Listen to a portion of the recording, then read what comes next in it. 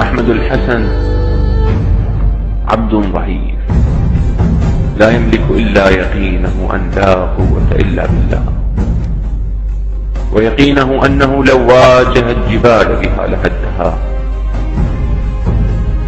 ونعلم أنهم يملكون أموالا طائلة تغدق على من يعبدهم من دون الله، وآلة إعلامية ضخمة ودولة وسلطة تطبل وتزمت.